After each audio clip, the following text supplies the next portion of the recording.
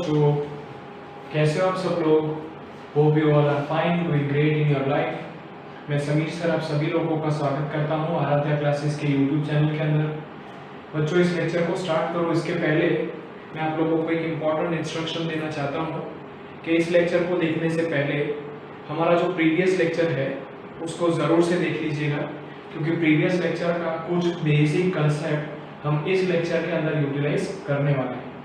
बच्चों, आप लोगों ने अगर ध्यान से प्रीवियस लेक्चर समझा था तो उसके अंदर हमने देखा है कि हेलोएरिन्स की न्यूक्लियोफिलिक सब्स्टिट्यूशन रिएक्शंस बहुत टफ होती हैं, इम्पॉसिबल नहीं होती है, बहुत टफ होती है। Electrophilic substitution reactions comparatively easy होती है, बराबर, कंपैरेटिवली इजी होती है। और ये भी समझा था कि हेलोएरिन्स में जो हेलोजन प्रेजेंट है वो ऑर्थो पैरा डायरेक्टिंग है। कहने का मतलब कि वो इलेक्ट्रॉन्स की डेंसिटी को ऑर्थो और पैरा पोजीशन के ऊपर इकट्ठा करता है। मतलब जो इनकमिंग इलेक्ट्रोफाइल आएगा वो या तो ऑर्थो पे बैठेगा या तो पैरा पे बैठेगा। क्लियर हो रहा है? तो आइए इलेक्ट्रोफिलिक रिएक्शन सब्स्टिट्यूशन रिएक्शंस के कुछ एग्जांपल्स देख लेते हैं। पहला जो एग्जांपल है वो आपका क्लोरीनेशन है। तो हम लोग हेलोएरिन का क्लोरीनेशन कर रहे हो, बराबर। हेलोएरिन का क्लोरीनेशन करने के लिए आप यहाँ पर क्लोरोबेंजीन ले रहे हो। क्लोरोबेंजीन का रिएक्शन हम लोग क्लोरीन के साथ करवा रहे हैं। यहाँ पर आपका जो कैटालिस्ट है वो एनहाइड्रस AlCl3 है, एनहाइड्रस AlCl3। तो यहाँ से आपको दो चीजें मिलेंगी, Cl प्लस Cl माइनस, बराबर। कैसे मिलेगी उसका भी मैकेनिज्म है, लेकिन उसके अंदर मैं नहीं जा रहा हूँ, वो कोई जरूरी नहीं है, बराबर।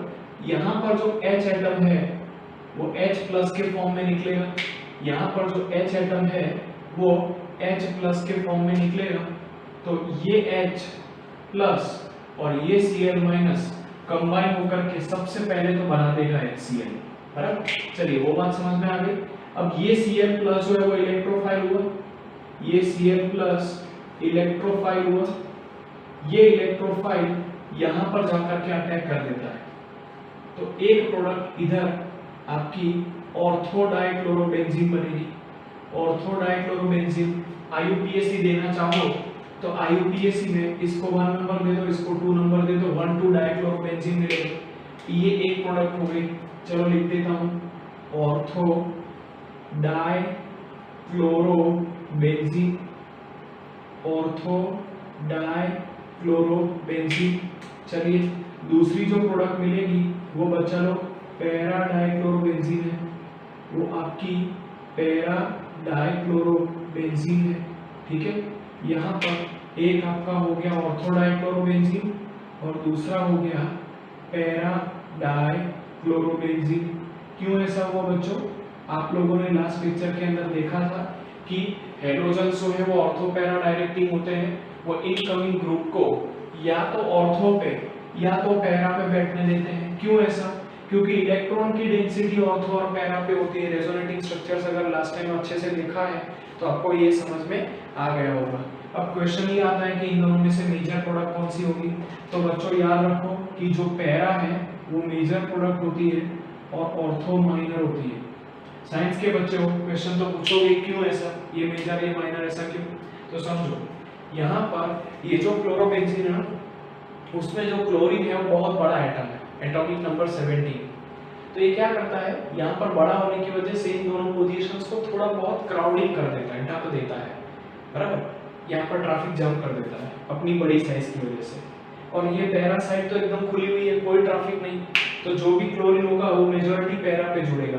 ऑर्थो पे जुड़ने का चांस है लेकिन पैरा की कंपैरिजन में कम। सो आपकी मेजर प्रोडक्ट कौन सी हो जाएगी? पैरा। माइनर कौन सी होगी? ऑर्थो। चलो ये हो गया आपका क्लोरीनेशन। अब दूसरा जो इलेक्ट्रोफिलिक सब्स्टिट्यूशन रिएक्शन है बच्चों वो आपका नाइट्रेशन है, बराबर। नाइट्रेशन भी बहुत ही ज्यादा आसान है, उसको भी अच्छे से समझ लेंगे। नाइट्रेशन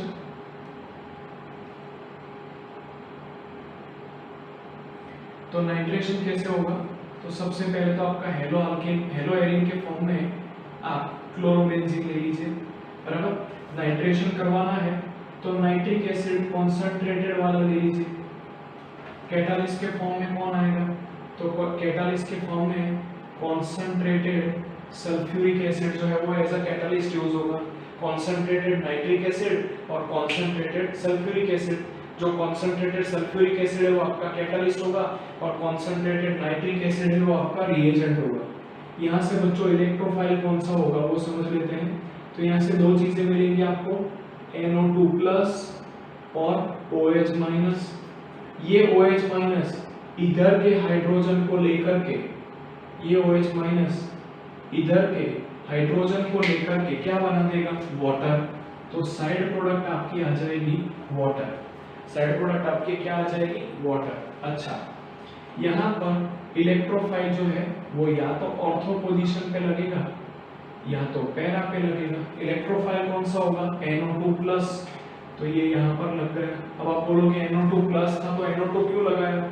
बच्चों जब यहाँ से H प्लस निकलेगा तो वो इसको नेगेटिव चार्ज देके जाएगा, वो नेगेटिव चार्ज और ये पॉजिटिव चार्ज न्यूट्रलाइज हो जाएगा, तो ये आपका हो गया ऑर्थो प्रोडक्ट। अच्छा, पैरा प्रोडक्ट लिखना चाहो तो यहाँ पर NO2 और ये यहाँ पर क्लोरीन। बोलो क्लियर हो रहा है? तो ये बात हो गई आपकी नाइट्रेशन के बारे में। नाइट्रेशन की साइड प्रोडक्ट जो है वो आपकी H2O है। इसके बाद है आपका सल्फोनेशन, ठीक है।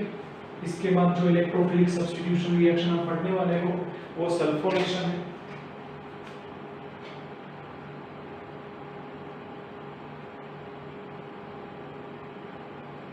तो सल्फोनेशन के अंदर क्या है, आप सबसे पहले तो क्लोरोबेंजीन ले लो यहाँ पर, इसका रिएक्शन करवा दो कॉन्सेंट्रेटेड सल्फ्यूरिक एसिड के साथ। यहाँ पर बच्चों concentrated sulphuric acid dual role में है, कैटालिस्ट भी वही है, रिएजेंट भी वही है, तो इसके लिए कोई अलग से कैटालिस्ट लेने की जरूरत नहीं है।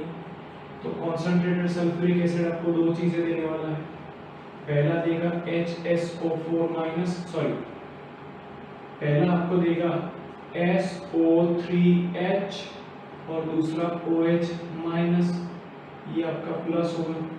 तो ये यहाँ पर OH- जो है वो हाइड्रोजन के साथ कंबाइन होके, इनफैक्ट H+ के साथ कंबाइन होकर के क्या बना देगा, H2O, H+ और OH- कंबाइन होके बना देंगे H2O, ठीक है। अच्छा, यहाँ पर आपकी प्रोडक्ट क्या होगी, तो प्रोडक्ट क्लोरीन और यहाँ पर सल्फोनिक एसिड और यहाँ पर आपका क्लोरीन और पैरा पोजीशन पे सल्फोनिक एसिड। बच्चों इस प्रोडक्ट का नाम बहुत ही ज्यादा इंटरेस्टिंग है, इसको खास समझो। इस प्रोडक्ट का नाम 2-क्लोरोबेंजीन सल्फोनिक एसिड होगा और इसका 4-क्लोरोबेंजीन सल्फोनिक एसिड होगा। व्हाई?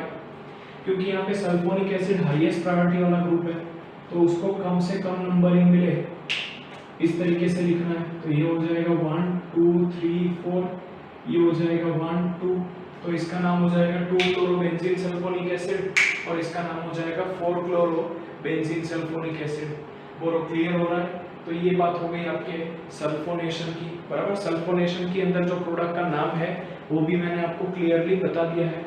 जो नेक्स्ट रिएक्शन आ रही है वो है फ्रीडल-एंड-क्राफ्ट रिएक्शन। तो फ्रीडल-एंड-क्राफ्ट रिएक्शन के अंदर आपको दो रिएक्शन पढ़नी है, पहला है आपका अल्काइलेशन और दूसरा है आपका एसाइलेशन। फ्रीडल और क्राफ्ट दो साइंटिस्ट थे जिन्होंने इन रिएक्शंस को फाइंड आउट किया था, इसीलिए इनको बोला जाता है फ्रीडल एंड क्राफ्ट रिएक्शन। तो फ्रीडल एंड क्राफ्ट रिएक्शन के अंदर जो पहला आपका आ जाता है वो है alkylation. Friedel and craft reaction के अंदर जो पहली रिएक्शन है वो है आपकी अल्काइलेशन। तो अल्काइलेशन के अंदर आप क्या करोगे, तो अल्काइलेशन के अंदर आप क्लोरोबेंजीन ले रहे हो, क्लोरोबेंजीन, इसका रिएक्शन आप लोग करवा रहे हो मिथाइल क्लोराइड के साथ। देखो यहाँ पे अल्काइलेशन मतलब मिथाइल क्लोराइड है, तो इलेक्ट्रोफाइल क्या क्या आएगा यहाँ पर, तो पहला बनेगा आपका CH3+। देखो बहुत सिंपल सी बात है, यहाँ पर इलेक्ट्रॉन्स कौन लेके जाएगा, क्लोरीन, तो Cl- बनाएगा और यहाँ पर CH3+ बनेगा। ये Cl- इस बेंजीन के H+ के साथ कंबाइन होकर के HCl बना देगा, पहली चीज। और दूसरे में ये जो मिथाइल ग्रुप है वो इधर या तो ऑर्थो पोजीशन पे लगेगा, ठीक है, और या तो फिर वो पैरा पोजीशन पे लगेगा, या तो ऑर्थो पे या तो पैरा पोजीशन पे लगेगा। ठीक है, तो पहली प्रोडक्ट आपकी आ जाएगी ऑर्थोक्लोरोटोल्वीन और दूसरा प्रोडक्ट जो है वो है पैराक्लोरोटोल्वीन। क्लियर है? तो ये बात हो गई। सॉरी, यहाँ पर आपको ऑर्थोमिथाइल क्लोरोबेंजीन और पैरामिथाइल क्लोरोबेंजीन आएगा, क्योंकि इन दोनों में से ज्यादा प्रायोरिटी जो है वो हेलोजन की है। अगर आप IUPAC देखो तो यहाँ पर आपका आएगा 2 मिथाइल क्लोरोबेंजीन और यहाँ पर आपका आएगा 4 मिथाइल क्लोरोबेंजीन। क्लियर है? तो ये बात हो गई आपके अल्काइलेशन की। अब इसी टाइप का दूसरा रिएक्शन जो है उसको हम बोलते हैं एसाइलेशन। एसाइलेशन में आप लोग एसाइल क्लोराइड यूज करोगे। एसाइल क्लोराइड यूज करने के लिए सबसे पहले तो यहाँ पर आपका क्लोरोबेंजीन ले लो, बराबर। कैटालिस्ट मैंने दोनों के अंदर जानबूझ के नहीं लिखा है, अभी लिख देता हूँ। CH3 C double bond O Cl, इसको हम लोग बोलते हैं एसाइल क्लोराइड। यहाँ पर आपका कैटालिस्ट आएगा एनहाइड्रस AlCl3। वाटर नहीं होना चाहिए, अगर वाटर हो गया तो रिएक्शन हाइड्रोलिसिस होकर के कोई और प्रोडक्ट दे देगी, इसीलिए यहाँ पर एनहाइड्रस यूज किया जाता है। तो यहाँ से आपका 2 इलेक्ट्रोफाइल मिलेगा। पहला है आपका CH3CO प्लस और दूसरा है आपका Cl माइनस। ये Cl माइनस इस बेंजीन के H प्लस के साथ कंबाइन होके बना देगा HCl। अच्छा, तो बचा क्या? बचा यहाँ पर COCH3 प्लस, तो उसको लगा दो यहाँ पर COCH3, यहाँ पर क्लोरीन। अच्छा, दूसरा जो आएगा वो आपका पैरा पे आएगा COCH3 और यहाँ पर Cl। क्लियर आ रहा है? तो देखो, एक हो गई आपकी ऑर्थो प्रोडक्ट और दूसरी हो गई पैरा प्रोडक्ट। याद रखो बच्चों, यहाँ पर भी इस ग्रुप की प्रायोरिटी ज्यादा है, इसकी कम है, तो नंबरिंग यहाँ से स्टार्ट करोगे। ठीक है, जैसा हमने सल्फोनिक एसिड में किया था बिल्कुल उसी तरीके से। नाम आपके लिए छोड़ देता हूँ, that you can always right. अब हम लोग इस चैप्टर के लास्ट टॉपिक की बात करते हैं, which is poly halogen compounds. हम लोग अब बात करेंगे पॉली हेलोजन कंपाउंड्स की, बराबर। पॉली हेलोजन कंपाउंड्स के अंदर देयर आर डिफरेंट कंपाउंड्स, बराबर। पॉली हेलोजन कंपाउंड्स के डिफरेंट कंपाउंड्स के अंदर हम लोग उनके यूजेस, प्रॉपर्टीज के बारे में समझने वाले हैं। तो आइए देखते हैं कि पॉली हेलोजन कंपाउंड्स में हमें क्या पढ़ना है। Poly halogen compounds, poly halogen compounds, यहाँ पर एक से ज्यादा हेलोजन एटम्स होंगे, इसीलिए इनको बोला जाता है पॉली हेलोजन कंपाउंड्स। पहला है आपका मिथिलीन क्लोराइड। मिथिलीन क्लोराइड, इसको आप लोग मिथिलीन क्लोराइड बोलोगे या तो डाइक्लोरोमीथेन भी बोल सकते हो। मिथिलीन क्लोराइड, या तो आप इसको डाइक्लोरोमीथेन भी बोल सकते हो, बराबर। या तो आप इसको डाइक्लोरोमीथेन भी बोल सकते हो। इसकी प्रिपरेशन मेथड बच्चों आप लोग ऑलरेडी पढ़ गए हो कि है हाइड्रोकार्बन्स का आप लोग हेलोजिनेशन करवाते हो। हाइड्रोकार्बन्स का हेलोजिनेशन सिर्फ और सिर्फ यूवी लाइट में होता है, अंधेरे में इनका हेलोजिनेशन हो नहीं पाता है। तो यहाँ पर आपके पास मल्टीपल प्रोडक्ट मिलेगी।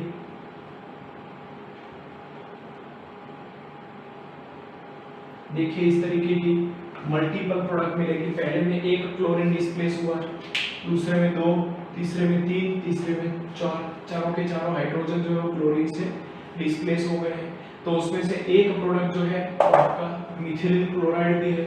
अच्छा, अब मिथिलीन क्लोराइड की अगर प्रॉपर्टीज की बात करें तो देखो बच्चों, प्रॉपर्टीज में हम लोग क्या बात करते हैं, तो प्रॉपर्टीज के अंदर मेनली हम लोग कलर की बात करते हैं, उसके वाटर की सोल्युबिलिटी की बात करते हैं, बराबर। अच्छा, तो कलर की बात करें तो ये कलरलेस है, तो हम लोग बोलेंगे कलरलेस। ये बहुत ही ज्यादा वोलेटाइल होता है, इसका वेपर प्रेशर बहुत ही हाई होता है, इसीलिए हम लोग बोलेंगे कि वोलेटाइल लिक्विड है। अच्छा, वाटर की सोल्युबिलिटी की बात करें तो ये वाटर इनसॉल्युबल है, वाटर के अंदर ये इनसॉल्युबल है, बराबर। तो प्रॉपर्टीज के अंदर हम लोगों ने देखा कि ये वोलेटाइल लिक्विड है जो वाटर के अंदर इनसॉल्युबल है, साथ साथ में कलरलेस है, बराबर। अब इसके यूजेस की बात करते हैं कि ये कहाँ कहाँ पर यूज होता है। तो डाइक्लोरोमीथेन या DCl जो है वो सबसे पहले तो पेंट रिमूवल के फॉर्म में काम आता है। क्यों? क्योंकि इसके अंदर बहुत सारे, लगभग मेजॉरिटी ऑर्गेनिक कंपाउंड सॉल्युबल हो जाते हैं, तो इसका जो यूज है वो पेंट रिमूवर की तरह होता है। दूसरा, ये बहुत ज्यादा वॉलेटाइल होने की वजह से प्रोपेलेंट की तरह काम में आता है। चलिए समझते हैं, बराबर। पहला, यहाँ पर पेंट रिमूवर, क्योंकि इसके अंदर large amount of organic solvents dissolve है। जो आपके पेंट होते हैं ना, वो ऑर्गेनिक कंपाउंड्स है, उनके अंदर लार्ज प्रोपोर्शन में ऑर्गेनिक कंपाउंड्स प्रेजेंट होते हैं, और उसके वो जो ऑर्गेनिक कंपाउंड्स है वो डीसीएम में सोल्यूबल है। तो डीसीएम से भरा हुआ कपड़ा उस ऑर्गेनिक कंपाउंड के ऊपर घुमा दोगे या पेंट के ऊपर घुमा दोगे तो पेंट उधर से उखड़ जाएगा, इसीलिए पेंट रिमूवर की तरह काम में आता है। दूसरा, क्योंकि ये बहुत ही ज्यादा वॉलेटाइल है, इसका यूज जो है वो एज अ प्रोपेलेंट होता है एरोसोल में। मैंने आपको 5th नंबर का चैप्टर पढ़ा दिया है, उसके अंदर हम लोगों ने एरोसोल के बारे में समझ लिया है। एरोसोल में प्रोपेलेंट का काम क्या होता है, वो दूसरे लिक्विड को पुश करता है। जैसे मैंने आपको एग्जांपल दूं परफ्यूम का, डिओड्रेंट्स का, तो डिओड्रेंट्स के अंदर जो गैस होते हैं ना, वो क्या करते हैं, परफ्यूम लिक्विड को पुश करते हैं, धक्का देते हैं। तो वो काम जो है वो कौन करता है यहाँ पर, प्रोपेलेंट। ठीक है, तो ये प्रोपेलेंट की तरह काम में आता है। तीसरा, क्योंकि ये काफी सस्ता है, ये बहुत सारी प्रोसेस में प्रोसेस सॉल्वेंट की तरह काम में आता है, प्रोसेस सॉल्वेंट में। ठीक है, खास करके ड्रग्स बनाने के अंदर ये प्रोसेस सॉल्वेंट में काम में आता है। ठीक है, तो ये बात हो गई डाइक्लोरोमीथेन की। जो नेक्स्ट पॉलीहेलोजन कंपाउंड है वो आपका क्लोरोफॉर्म है, वो आपका क्लोरोफॉर्म है। ठीक है, chloroform CHCl3, chloroform.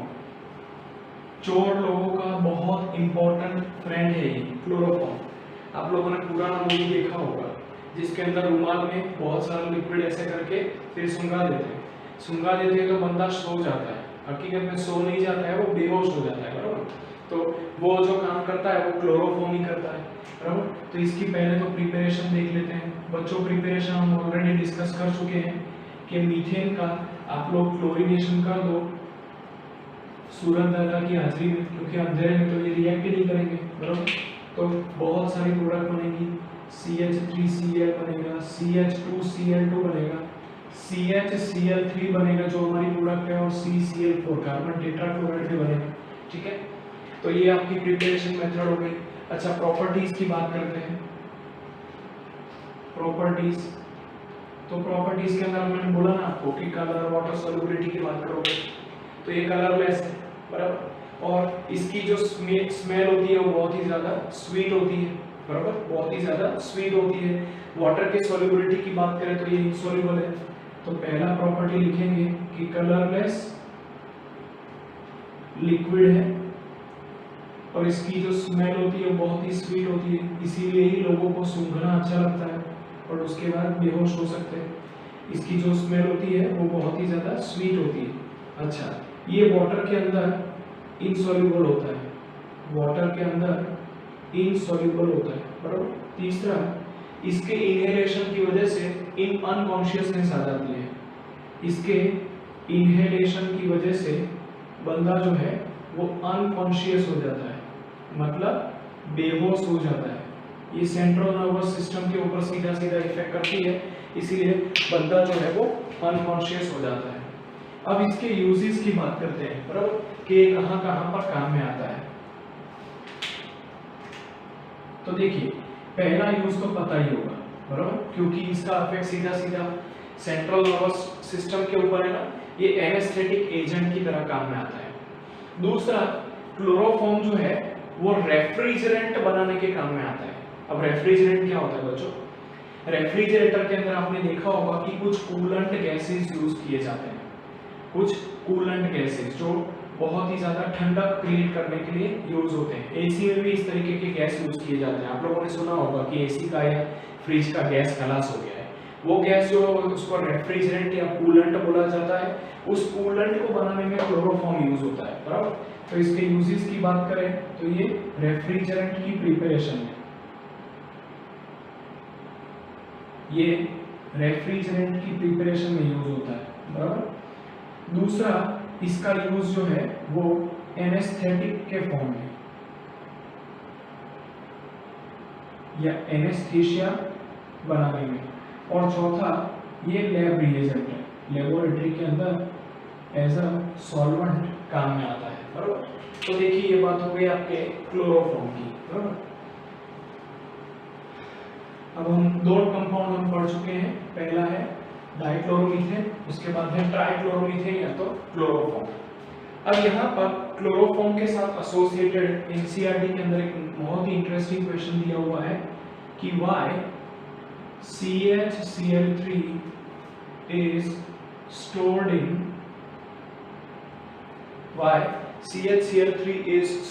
in colored bottle and dark, वो कलर्ड बॉटल में और डार्क में क्यों रखा जाता है। तो देखो मैं एक इक्वेशन लिखूंगा और आपको यहाँ पर चीजें समझ में आ जाएंगी। यहाँ पर मैं क्लोरोफॉर्म का ऑक्सीडेशन कर रहा हूँ, बराबर, इन द प्रेजेंस ऑफ सनलाइट। ये ऑक्सीडेशन सनलाइट की प्रेजेंस में होता है। आपको पता है कि अल्केन्स जो है वो सनलाइट की प्रेजेंस में ही रिएक्ट करते हैं। तो ये जो है वो पहले तो इधर से HCl आउट करेगा, इधर से आपका HCl आउट करेगा, बराबर, यहाँ से, और यहाँ पर ऑक्सीजन जो है वो इधर कंबाइन हो जाएगा, CCl2 तो था ही, बीच में ऑक्सीजन आ जाएगा। इक्वेशन को बैलेंस करो तो यहाँ पर 2 आएगा, यहाँ पर 2 आएगा और यहाँ पर 2 आएगा, ठीक है। ये आपका इक्वेशन बैलेंस हो गया। अब यहाँ पर जो COCl2 बना है वो है फॉस्जीन गैस, जो बहुत ही ज्यादा टॉक्सिक गैस है। तो देखो आपने क्लोरोफॉर्म को ओपन एटमॉस्फेयर में रखा, एयर में, सनलाइट की प्रेजेंस में, तो बहुत ही जहरीली गैस फॉस्जीन में कन्वर्ट हो गया। अगर इसको फॉस्जीन में कन्वर्ट ना करने देना हो तो इसको कलर्ड बॉटल में रखना चाहिए। कलर्ड बॉटल क्यों? क्योंकि सनलाइट अंदर ना जा सके। आपको पता होना चाहिए कि ब्राउन बॉटल में से सनलाइट अंदर नहीं जा सकती, बराबर। अच्छा, तो उसको कलर्ड बॉटल में रखा जाता है। डार्क में क्यों रखा जाएगा? क्योंकि इस तरीके से उसको सनलाइट और एयर का कांटेक्ट जो है वो प्रिवेंट कराया जा सके। तो क्लियर हुआ है कि chloroform is stored in colour bottle and dark. Why? Because chloroform undergoes oxidation in the presence of sunlight in open atmosphere to form the phosgene gas, which is very toxic gas. To prevent this, it is stored in colored bottle and it is stored in dark. Clear हो रहा है? चलिए, अब next जो आपका polyhalogen compound है वो है आपका कार्बन टेट्राक्लोराइड CCl4, ठीक है, कार्बन टेट्राक्लोराइड CCl4। बच्चों अब मैं इसके प्रिपरेशन के बारे में नहीं बता रहा हूँ, मैंने आपको पहले भी 2 रिएक्शंस बताई है जिसके अंदर CCl4 प्रिपेयर होता था। वही की वही मेथड से आप लोग क्लोरोफॉर्म जो है, सॉरी, कार्बन टेट्राक्लोराइड जो है उसको प्रिपेयर कर सकते हो। कार्बन टेट्राक्लोराइड, ये इसका कॉमन नेम है। अगर आप IUPAC लिखोगे तो 11111 4 बार 1111 ट्राइक्लोरोमीथेन, ये इसका IUPAC नाम हो जाएगा। चलिए प्रॉपर्टीज की बात करते हैं, कार्बन टेट्राक्लोराइड की प्रॉपर्टीज की, बरोबर। कार्बन टेट्राक्लोराइड की प्रॉपर्टीज जो है वो बहुत ही ज्यादा यूनिक है, ठीक है। कार्बन टेट्राक्लोराइड की जो प्रॉपर्टीज है वो बहुत ही ज्यादा यूनिक है। पहला प्रॉपर्टी, ये as a fire extinguisher use होता है, ठीक है। पहला प्रॉपर्टी जो है वो एज अ फायर एक्सटिंग्विशर। चलिए उसको थोड़ा सा बाद में डिस्कस करते हैं। यहाँ पर प्रॉपर्टीज में पहले उसकी फिजिकल प्रॉपर्टीज देख लेते हैं। तो ये वाटर के अंदर इनसॉल्युबल होता है। पहले हमने प्रॉपर्टी देखी कि ये वाटर के अंदर इनसॉल्युबल होता है, बराबर। दूसरा, वॉलेटाइल, केमिकली इनर्ट होता है, केमिकली इनर्ट होता है, कलरलेस होता है, ठीक है, कलरलेस, केमिकली इनर्ट होता है और वाटर सॉल्युबल है। अगर आप कार्बन टेट्राक्लोराइड के स्ट्रक्चर को देखोगे तो आपको समझ में आ जाएगा कि ये नॉन पोलर है। कार्बन टेट्राक्लोराइड का स्ट्रक्चर जो है वो नॉन पोलर है। देखो डायपोल मोमेंट एक दूसरे को ऑपोजिट डायरेक्शन में काट रही है। तो आप लोग लिख सकते हो प्रॉपर्टीज के अंदर कि ये नॉन पोलर, यहाँ पर नॉन पोलर कलरलेस लिक्विड है, नॉन पोलर कलरलेस लिक्विड है, ठीक है। चलिए अब इसकी प्रॉपर्टीज की बात करते हैं, सॉरी यूजेस की बात करते हैं, बराबर। यूजेस तो देखिए ये भी अपने बाय ट्राइक्लोरोमीथेन की तरह और कार्बन टेट्राक्लोराइड की तरह, सॉरी ट्राइक्लोरोमीथेन की तरह और डाइक्लोरोमीथेन की तरह रेफ्रिजरेंट के प्रिपरेशन में काम में आता है। रेफ्रिजरेंट को प्रिपेयर करने के काम में आता है। जैसे हमने देखा था ना क्लोरोफॉर्म CH_Cl3, वो रेफ्रिजरेंट बनाने के काम में आता है। कार्बन टेट्राक्लोराइड भी रेफ्रिजरेंट को प्रिपेयर करने के काम में आता है। दूसरा, ये फायर एक्सटिंग्विशर की तरह यूज होता है। इसकी प्रॉपर्टी होती है कि ये हैवी होने की वजह से ऑक्सीजन को उस एटमॉस्फेयर में से डिस्प्लेस कर देता है। इसका मतलब कि ये फायर एक्सटिंग्विशर की तरह काम में आता है, बराबर। तीसरा, जैसे हम लोगों ने क्लोरोफॉर्म के बारे में देखा था, लैब सॉल्वेंट की तरह काम में आता है। तो यहाँ पर आपका जो कार्बन टेट्राक्लोराइड है वो भी एज अ लैब सॉल्वेंट आपको काम में आता है, बराबर। अब बात करते हैं आयोडोफॉर्म की, CH_I3। जैसे CH_Cl3 क्लोरोफॉर्म होता है ना, ऐसे हम लोग बात करते हैं आयोडोफॉर्म की, CH_I3 आयोडोफॉर्म, कॉमन नेम हो गया, और IUPAC नाम हो जाएगा 1,1,1 ट्राई आयोडो मीथेन। बच्चों, इसकी प्रिपरेशन मेथड खास समझ लेना, प्रिपरेशन मेथड बहुत ही ज्यादा इंपॉर्टेंट है। आप इथेनॉल का रिएक्शन करवा रहे हो आयोडीन के साथ और NaOH के साथ, आयोडीन और NaOH के साथ, ठीक है। इथेनॉल का रिएक्शन आयोडीन और NaOH के साथ करा रहे हो तो पहले तो आपकी प्रोडक्ट बन जाएगी CH_I3। अब अल्कोहल का ऑक्सीडेशन होकर के एसिड मिलता है, मतलब फॉर्मिक एसिड यहाँ पर मिलेगा, लेकिन क्योंकि बेस यूज किया है यहाँ पर आपका सोडियम सॉल्ट मिल जाएगा, HCOON, ठीक है। अगर अल्कोहल का ऑक्सीडेशन करोगे तो एसिड मिलेगा, लेकिन लोअर मेंबर वाला एसिड मिलेगा, तो फॉर्मिक एसिड और बेस के साथ रिएक्ट करके वो उसका सोडियम सॉल्ट बना देगा, ठीक है। अच्छा, यहाँ पर सोडियम और आयोडीन कंबाइन होकर के NaI बनाएंगे और H+ और OH- कंबाइन होकर के आपका H2 बनाएंगे, ठीक है। तो ये चार प्रोडक्ट्स हैं जिनको आपको थोड़ा सा याद रखना पड़ेगा। यहाँ पर इक्वेशन को बैलेंस करूंगा तो यहाँ पर 4 ऐड करो, यहाँ पर 6 ऐड करो। अच्छा, यहाँ पर अगर आपको इक्वेशन को बैलेंस करना है तो सोडियम आयोडाइड भी 5 आएगा। अगर H2O को बैलेंस करना है तो अगेन आपको यहाँ पर 5 ऐड करना पड़ेगा, ठीक है। चलिए, तो ये बात हो गई आपकी क्लोरोफॉर्म के बारे में, ठीक है, सॉरी आयोडोफॉर्म के बारे में, ठीक है, आयोडोफॉर्म। अब आयोडोफॉर्म की प्रॉपर्टीज की बात करते हैं।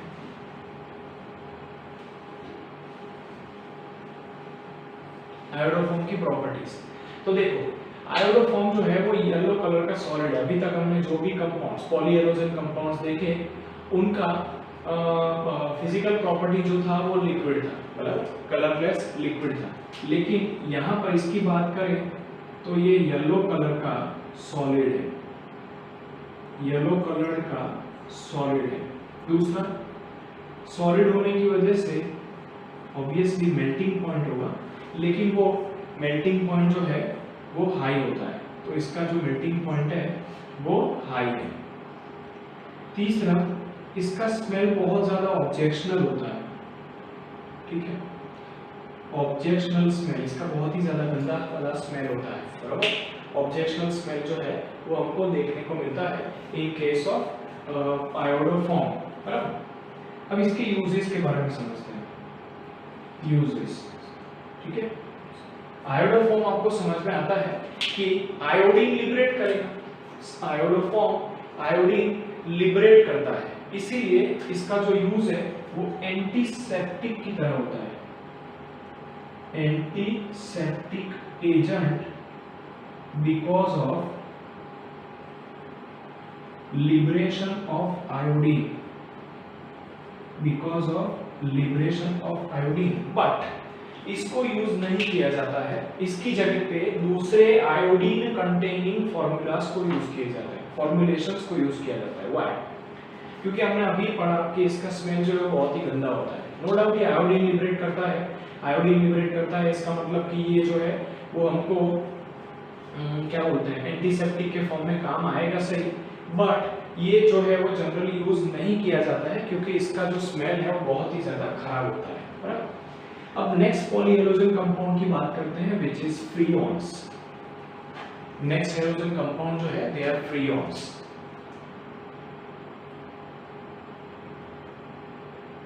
फ्रीऑन्स। तो पहले तो समझ लेते हैं कि फ्रीऑन्स होते क्या है, बराबर। तो देखो बच्चों, मीथेन के और इथेन के क्लोरीन फ्लोरीन कंटेनिंग कंपाउंड्स को कलेक्टिवली फ्रीऑन बोला जाता है, बराबर। इसमें से सबसे इंपॉर्टेंट फ्रीऑन कंपाउंड की प्रिपरेशन देख लेते हैं। तो हमने देखा था कि कार्बन टेट्राक्लोराइड जो है वो रेफ्रिजरेंट फ्रीऑन को बनाने के काम में आता है।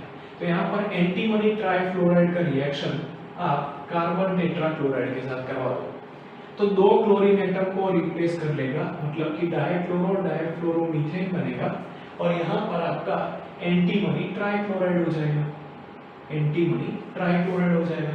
अगर आप रिएक्शन को एक बैलेंस करना चाहो तो यहाँ पर 3 आएगा, यहाँ पर 3, यहाँ पर 2 और यहाँ पर 2। तो इस तरीके से आप फ्रीऑन्स को प्रिपेयर कर सकते हो, ठीक है। फ्रीऑन्स को, ये एक फ्रीऑन है, याद रखो फ्रीऑन बहुत बड़ा फैमिली है, उसमें से एक सबसे ज्यादा यूज होने वाला फ्रीऑन ये है, बराबर। तो डाइक्लोरो डाइफ्लोरो मीथेन को हम लोग कार्बन टेट्राक्लोराइड का रिएक्शन एंटीमनी ट्राइफ्लोराइड के साथ करके बना सकते हैं, साइड प्रोडक्ट एंटीमनी ट्राइक्लोराइड हो जाएगा। अब इसकी प्रॉपर्टीज के बारे में समझते हैं। Properties of फ्रीऑन्स। फ्रीऑन्स के बारे में 10th स्टैंडर्ड में आपने पढ़ा होगा कि ये ओजोन के साथ रिएक्ट करते हैं, बराबर। तो प्रॉपर्टीज की बात करें तो सबसे पहले तो कलरलेस गैस है, दूसरा रिएक्ट्स विद ओजोन, हमारी स्ट्रेटोस्फीयर के बाद में ओजोन का लेयर होता है जो अल्ट्रावायलेट रेज को अर्थ की सरफेस के ऊपर आने से रोकता है, क्योंकि अल्ट्रावायलेट रेज जो है वो हमें हार्मफुल होती है। तो अल्ट्रावायलेट रेज को रोकने वाले ओजोन को डिप्लेट करता है, ये reacts with ozone and responsible for ozone depletion. Ozone layer के अंदर जो पंक्चर्स पड़ रहे हैं ना, उसके अंदर ये फ्रीऑन्स जो है वो रिस्पॉन्सिबल होते हैं, इसीलिए इनको अब हम रिप्लेस करते हैं दूसरे नॉन हार्मफुल गैसेस से। याद रखो, आप लोगों ने लोअर स्टैंडर्ड में पढ़ा होगा कि फ्रीऑन्स जो है वो ओजोन के साथ चेन केमिकल रिएक्शंस अंडरगो करते हैं, मतलब एक अकेला फ्रीऑन बहुत सारे नंबर ऑफ ओजोन मॉलिक्यूल्स को ऑक्सीजन में कन्वर्ट करता है, इसीलिए फ्रीऑन्स का यूज अब धीरे धीरे नॉन हार्मफुल केमिकल्स से रिप्लेस किया जा रहा है, ठीक है। चलिए चैप्टर के लास्ट टॉपिक की तरफ आगे बढ़ते हैं, विच इज डीडीटी, ठीक है।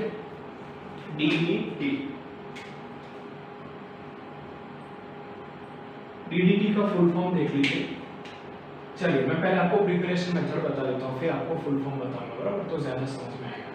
तो आप क्लोरोबेंजीन का रिएक्शन करवा रहे हैं क्लोराल के साथ, यहाँ पर आपका क्लोरोबेंजीन है, ये आपको समझ में आएगा। इसका रिएक्शन आप करवा रहे हो क्लोराल के साथ, ठीक है। आपने एसिटाल्डिहाइड देखा होगा, ये एसिटाल्डिहाइड है। अब इसकी जगह पे मैं क्या कर रहा हूँ, 3 हाइड्रोजन की जगह पे 3 क्लोरीन ले रहा हूँ, तो CCl3CHO, इसको बोला जाता है क्लोराल, ठीक है। CH3CHO होता तो उसको आप बोल देते इथेनॉल एसिटाल्डिहाइड दूसरे वर्ड्स में, बट इसको हम लोग बोलते हैं क्लोराल। तो क्लोराल का रिएक्शन जब हम क्लोरोबेंजीन के साथ करते हैं in the presence of sulphuric acid, ठीक है, in the presence of concentrated sulphuric acid. तो कॉन्संट्रेटेड सल्फ्यूरिक एसिड के प्रेजेंस में जब हम इसको रिएक्ट कराते हैं तब ये किसके अंदर कन्वर्ट होता है वो देखना बच्चों, ठीक है। यहाँ पर मैं डाइक्लोरो लिख देता हूँ, चलिए नाम से समझने का ट्राई करते हैं।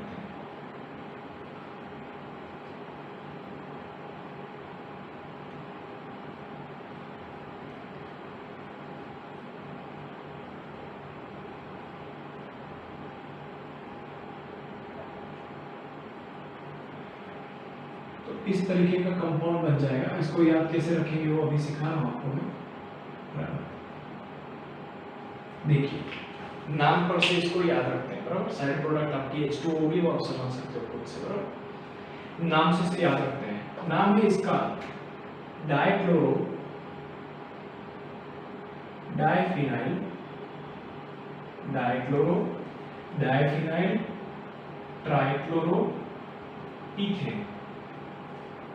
अब देखो कैसे याद रखना है। Dichloro diphenyl trichloro ethane. समझ में आ रहा है?